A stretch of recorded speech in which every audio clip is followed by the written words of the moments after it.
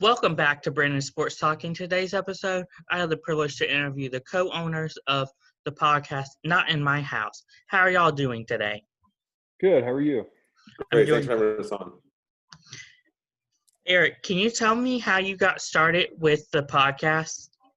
Yeah, absolutely. Well, me and Zach play morning ball together, and Zach was talking about we should do a podcast, and I was like, yeah, cool. And I knew Zach for sure. I just didn't know his how he works business wise and whatnot. And I was like, yeah, man, just let me know, and we'll do it. And usually do that with people when we talk about going into any type of business together to see where they're at in terms of putting in the effort and the time.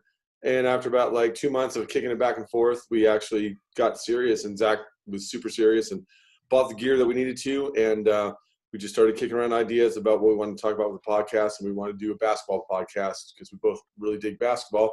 And then we launched, was it January 1st, Zach, I think, right? Yeah, we shot a New Year's Day episode. We did a year in review, and that was a big hit. Yeah. So that's how we got started. Zach, what are some things that y'all cover in y'all's podcasts?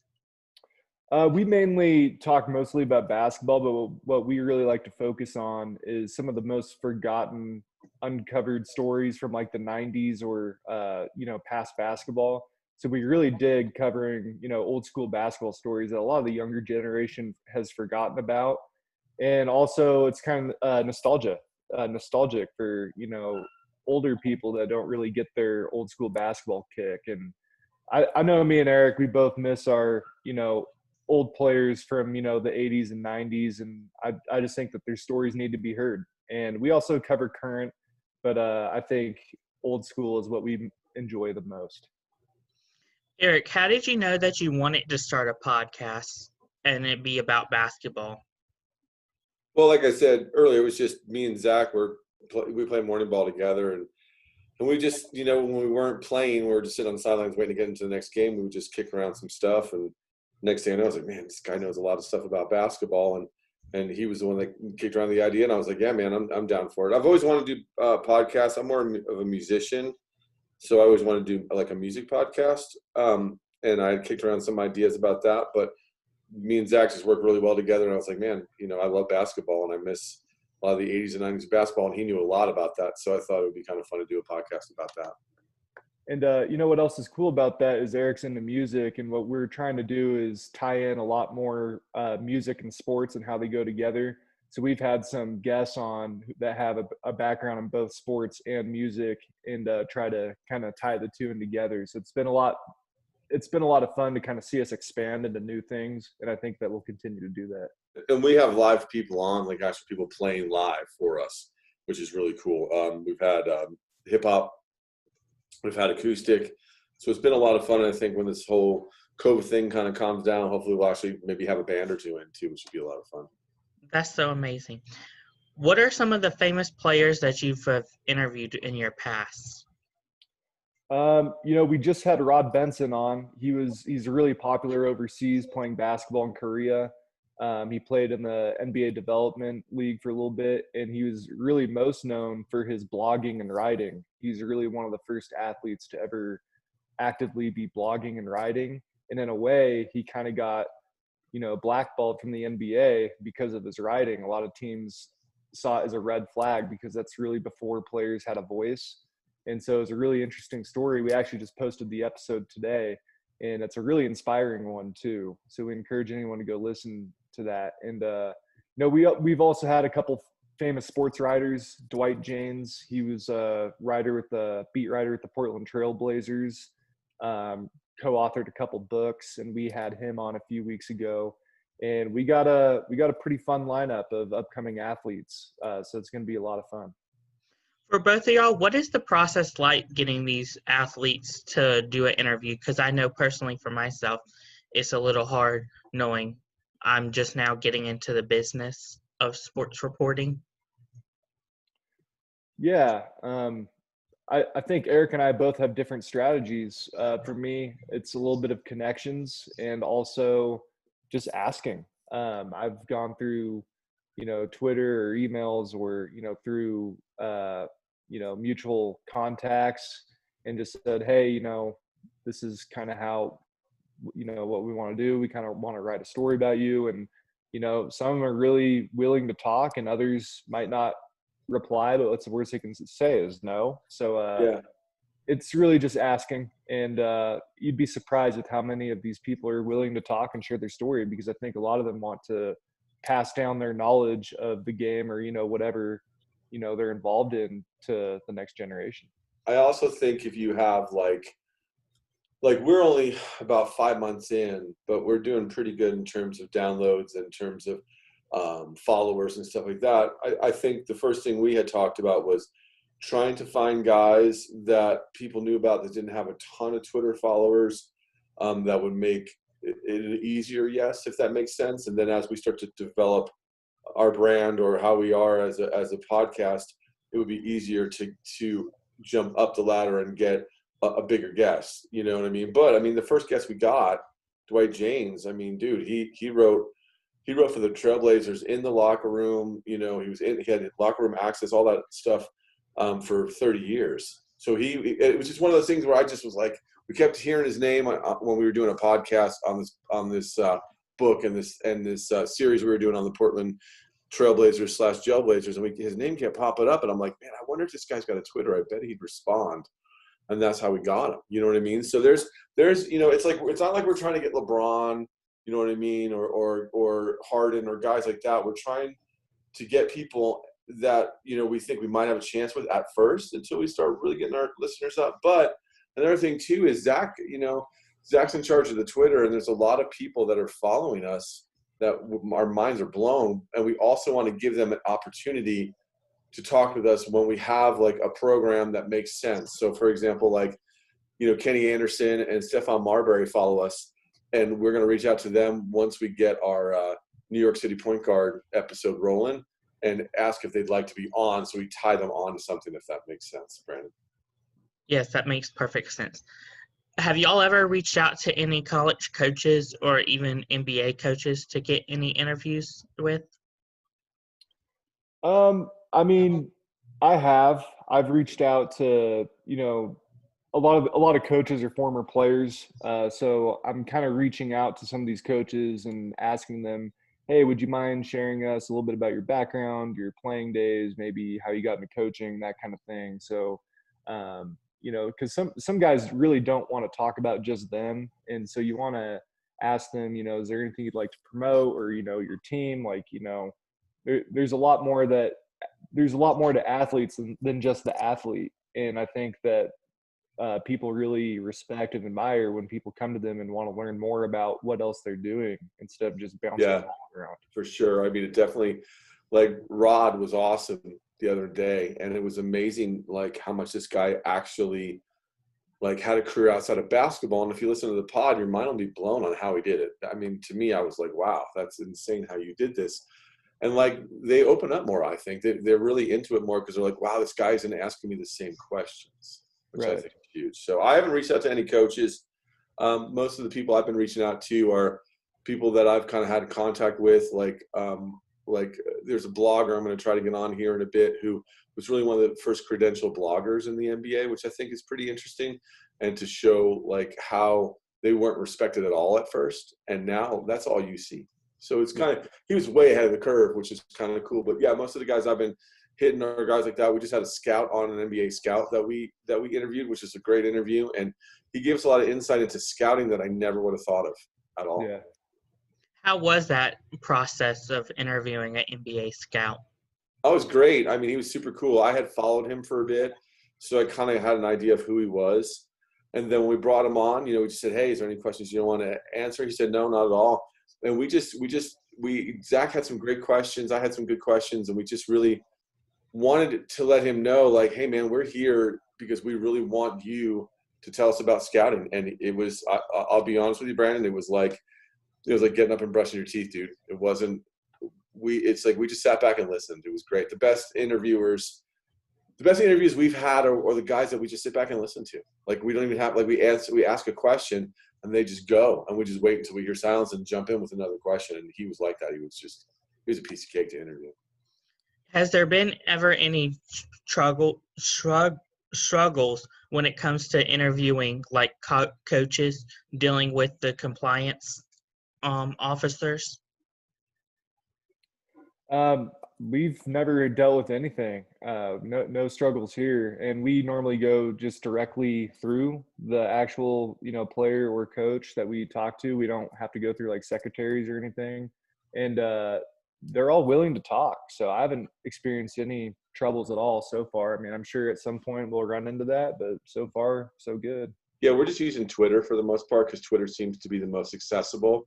And we thought about going that route of like talking to someone's like press agent or whatever, or handler or whatever they use. But we just realized like we're not big yet. So why not just go for simple guys and just send them just a simple, like Zach just sends a really good message to them. And literally like a ton of them like comply, they're like, yeah, sure. Or, hey, let me see what my schedule's like.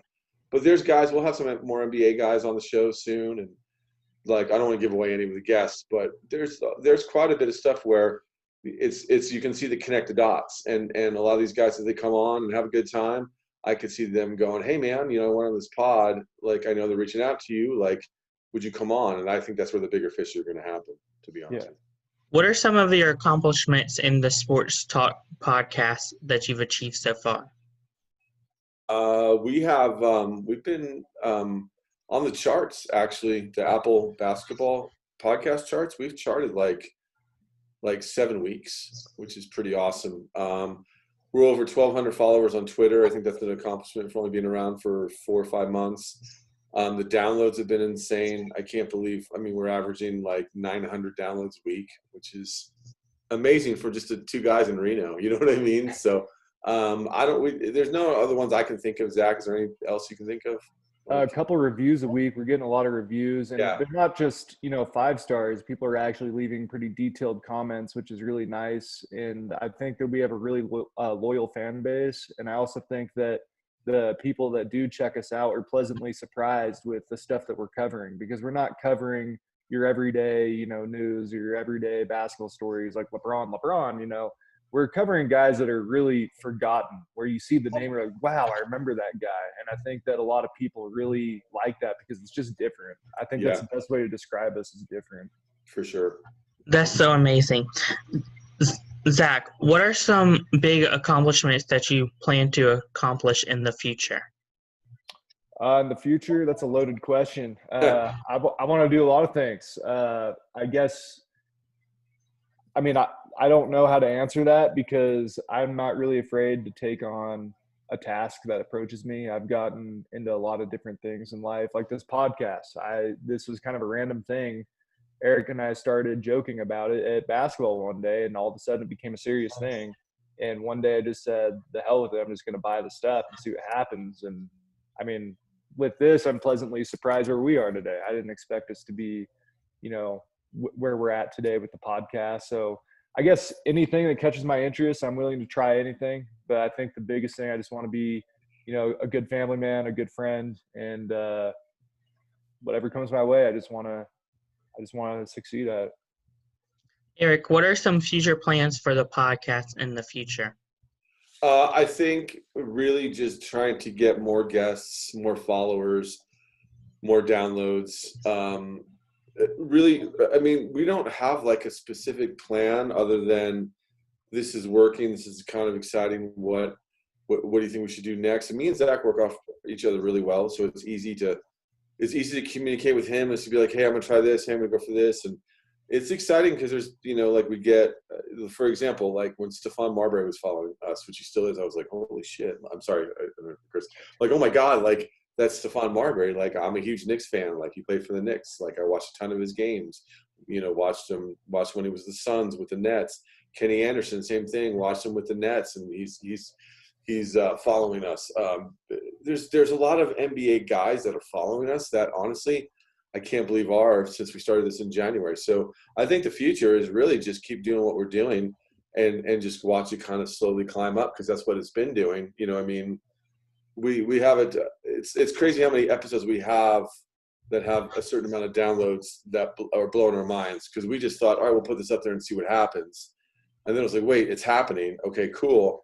But we don't want to change the vibe that we have. So we don't want to be like, oh, we got this guy and that guy. And Like we want to just keep it the way we're doing it, which we talked about earlier, is just interview the guy, try to ask him questions he's never had to answer before. Because if you have gone through, being interviewed, I mean, I was a professional musician for a long time, and anytime a paper or TV or somebody would interview me, they'd always ask the same questions. So, and we were like small time, we weren't big time or anything like that. So imagine being a big time guy like LeBron, you're getting asked the same questions over and over and over and over again. If we can ask questions that he probably has never answered, he'd be like, man, these guys are cool. They're asking me questions. They actually did some research. You know what I mean? What advice would y'all both give upcoming sports talk podcasts just like mine and just like anybody that's looking to get into the business? You want to go first, Zach? Sure. I guess my biggest advice would just be don't try to please anybody. I would say just do what you love and do what you follow, and then the followers will follow and the listeners will come. Because with me and Eric, we talked about, man, if we do just basketball, it might not ever work. And we had that conversation a couple times, and we eventually just said, hey, this is what I know. You know about it too. Let's just tackle it. And all of a sudden, we started doing really well at it. And I'd also say just don't be afraid to ask if there's people that you want to talk to. The worst they can say is no. If they say no, don't harass them about it. But I think that'd be my biggest advice, is just follow your heart, follow what you love to talk about, and I think you'll be good at it. Yeah, I think I agree exactly with Zach. I mean, the biggest thing really is, like that he said, is just don't take no for an answer. Don't even worry about no. Like no is, think about it this way, like how many basketball people you think are out there? You know what I mean? How many coaches, how many players now, how many former players? I mean, there's got to be hundreds of thousands. So if somebody says no, okay, cool, whatever, we get it. Then you go to the next person, they say yes. It's like, whoa, there you go. But if you put back on the first no, then it could really kill you. I mean, I don't know that, and just having fun. I mean, to me, it's almost like competitive in a good way, where it's like he'll send me a text and go, dude, Mark Eaton's following us, and Mark Eaton used to play for the Jazz back in the 80s. I'm like, wow, that's amazing. So it kind of keeps us pumped up, like, wow, that's a guy that played in the NBA. Like, I actually watched him play basketball, and he's following our podcast on Twitter. Holy crap. And those are things I think about that make it cool. I would say another thing too that we're doing is we don't have any expectations. And I think that's another good thing for you. I know a lot of people are like, oh, I have a 3-month plan, a 6-month plan, all that other stuff. To me, it's like, who cares? Because I'll be honest with you, man, if me and Zach made a 3-month plan, we crushed it already. I guarantee it. You know what I mean? Like, yeah. We got NBA followers, college players following us. We got current NBA players and former NBA players following us. We've done a couple of interviews with people that we respect the heck out of. So we would already blown that 3 months out of the way. I think you just go and do it, and the more people you get, and the more things that happen for you, however you want it to happen, like whatever you feel is satisfying for you, is all that matters. Where can my listeners find y'all's podcast at on social media? Ooh, I mean, we're pretty much everywhere. We're on Instagram, and we're also on Twitter. Our podcast is on Apple. We're on Spotify, basically anywhere where you get your Google. Google. I mean, anywhere where you listen to podcasts, you'll probably find us. I mean, Eric, Is there something else I don't know? Or Facebook, we're on Facebook too. Pretty much, if you just type in "Not in My House," you'll find us, and it's really easy to find us on Apple. I don't use Spotify for podcasts, which is funny because I use Spotify for music. I like the way Apple has their podcast lined out much better. Also, too, for your listeners, it just takes 2 seconds to review us or rate us, and it really does help. I mean, like I said, we've charted a lot, and I really do think a lot of it is because of the reviews and the listens. So if you'd be so kind to just give us a 5-star or just say, hey, these guys are rad or whatever, it makes a difference. You can say we suck too if you don't like the podcast, but that would help us, and that's pretty much where you can find us. Thank you again, both of y'all. You can find Brandon Sports Talk on Facebook at Brandon Sports Talk, Instagram at Brandon Sports Talk, Twitter at Talk_Brandon, and you can find me on YouTube at Brandon Sports Talk. Don't forget to like, comment, and subscribe. Thank you again, the owners of Not My House podcast, and best of luck to you. We had a lot of fun, man. Thanks for interviewing us today. Yeah, thank you, Brandon.